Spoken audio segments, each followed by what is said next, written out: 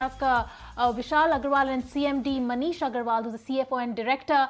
And let's find out what's happening with this IPO. The primary market is buzzing, IPOs after IPO, and now a new kid on the block. Let's get started with what does the IPO look like? This IPO has a total issue size of 860 crores, so that's how big the size of the IPO is. And let's just check and ask how the IPO is going to pan out. What are the growth plans ahead for the company? Gentlemen, hi, thank you so much for joining us. Tell us, what are the growth plans ahead for the company post the IPO? So our primary growth drivers in the immediate term are further geographic diversification. So traditionally, our company is very strong in the Indian market for the UK, so India to UK channel. And in the past few years, we've built out our rest of world to UK and beginning to build out other destination markets as well. Currently, we source 60% of our students from India, and we send more than 90% of our students to the UK. Our growth drivers are going to be continued expansion in Africa, which is a highly fragmented and fast-growing market, and also continuing to expand in China, which is the only market that currently has the similar kind of scale that we see in India.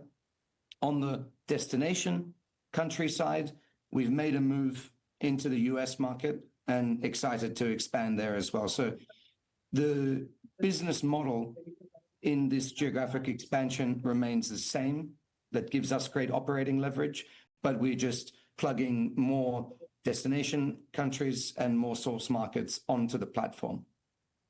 Right, point taken. So that's about Crizac and what the company does. But Mr. Manish, help us understand the way the IPO is structured. It's 100% offer for sale with no room for fresh issue.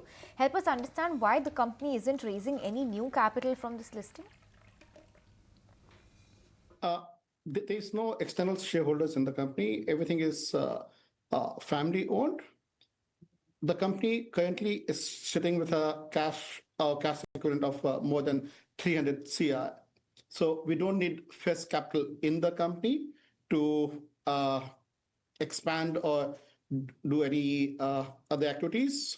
That's why the entire IPO is OFS. Right, Vikash, but what do you make of the industry? What growth do you expect in the industry going ahead? I mean, it is a phenomenon around the world that when you have expanding middle classes in emerging markets, the demand for higher education in these countries outpaces the local supply. So there are more new people every year in India or in Kenya who want to go to university, but the supply of seats in these places is not expanding. It's not keeping pace with demand. So the emergence of expanding middle classes in places from Kenya to India to Vietnam is going to really underwrite the growth of our industry going forward. Every year we see more and more students wanting to go study abroad. In India, you have other themes emerging as well, like the proliferation of study abroad loans that are becoming ever more accessible and driving student growth from tier 2, tier 3 cities. So given these kind of tailwinds that we have, we're bullish on the industry. Manish, before we let you go, help us understand which country is the most attractive amongst the students that you are sending from India, and where are the students placing their bets right now? It depends upon individual choices. Say, for example, somebody is looking at business courses, UK in general is their first choice, while if somebody is looking at STEM, US would be their first choice. Likewise, Ireland is known for IT. It's like a Silicon Valley for Europe.